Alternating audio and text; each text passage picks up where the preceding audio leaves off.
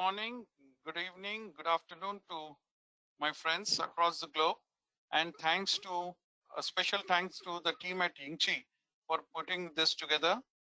I think this is turning out to be a really good collection of the role of TMS in various disorders. And I think these sessions being done today will be a very useful resource for doctors across the globe. So without wasting much time, I would like to discuss briefly on the role of TMS in the times of COVID pandemic. So, we all have faced this COVID pandemic for the last 2 years, and we have dealt with this COVID pandemic and continue to do TMS. So we'll briefly share on what the challenges that we had and the opportunities that this COVID pandemic is throwing up to us. So if you think pandemic is going away, I think that's totally wrong. I think the pandemic is not going anywhere. I think pandemic is here to stay. It's going to stay for a very long time.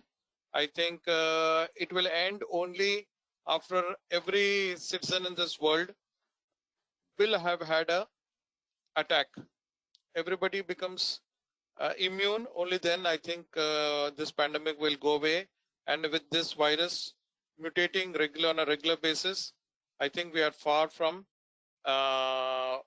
this crisis is far from over. So better we learn to deal with this.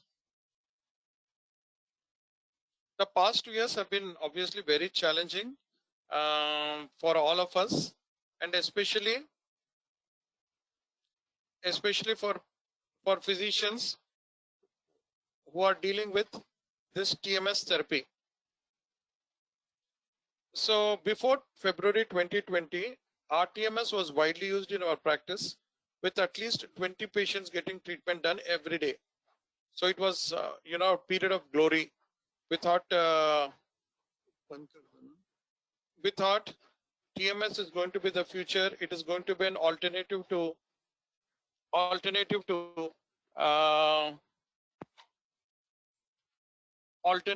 regular medicines, regular treatment, but we were far from wrong. And we had lot of overseas patients. So TMS, this COVID infection is supposed to cause a huge sympathetic drive, and that causes part of these problems. And also COVID virus is known to affect the brain directly. So because parasympathetic system gets stimulated by stimulating the left dorsolateral posterior frontal cortex, TMS has a role in stimulating the alternative pathway, autonomic pathway. We did not do any sessions for patients in acute phase, and we just didn't know, because the data was not there, whether it was safe for us to do and whether we could be able to do it safely without affecting the paramedical staff.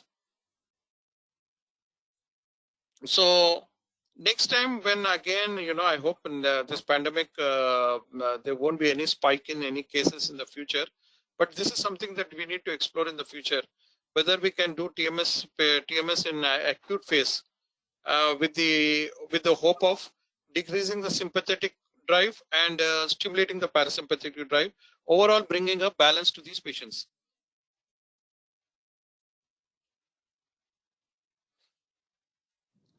COVID also causes stroke. So we had some young people with stroke, and they had profile without any risk factors. None of them had known cases of diabetes or hypertension.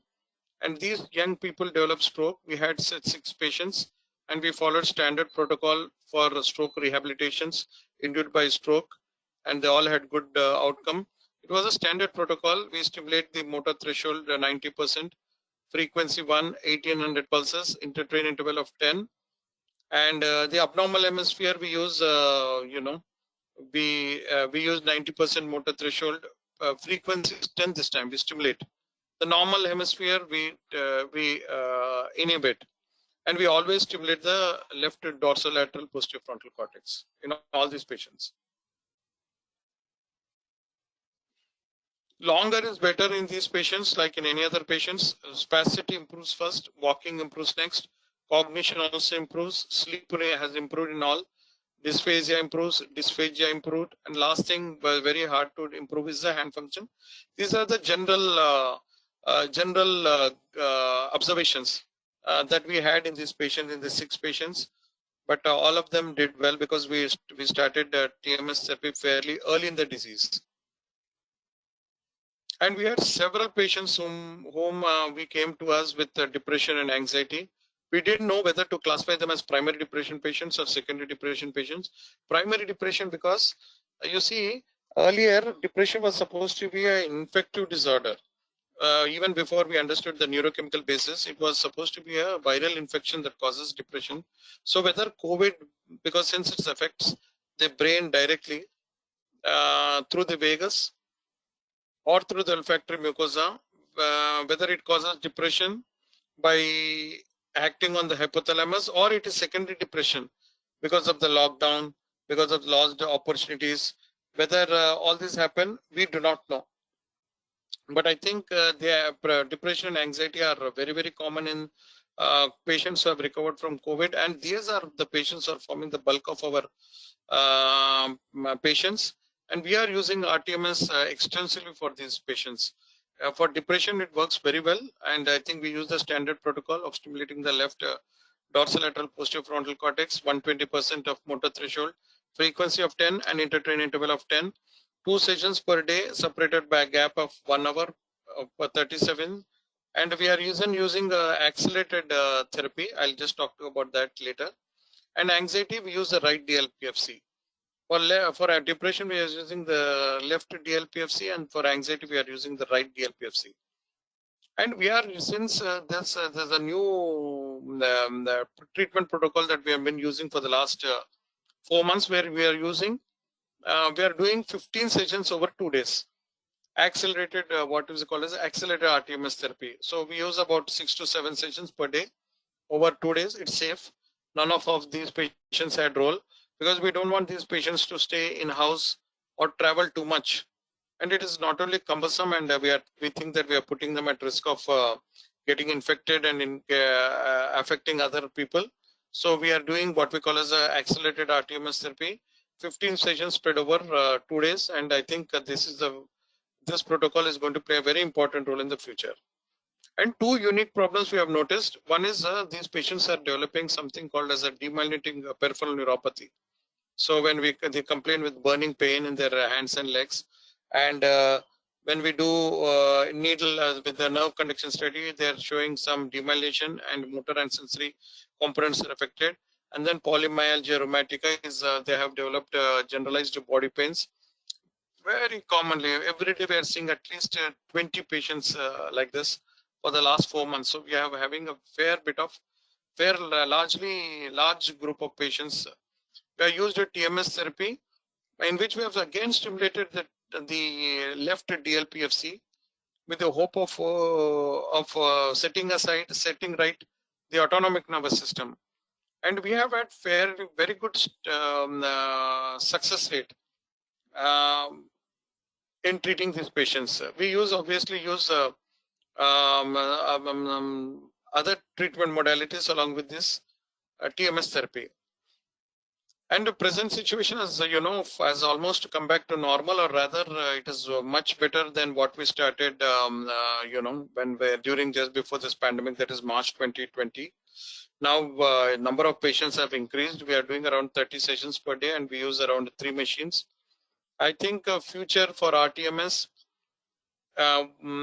is very bright. I think it will be a very, very useful adjuvant in neurology and psychiatry.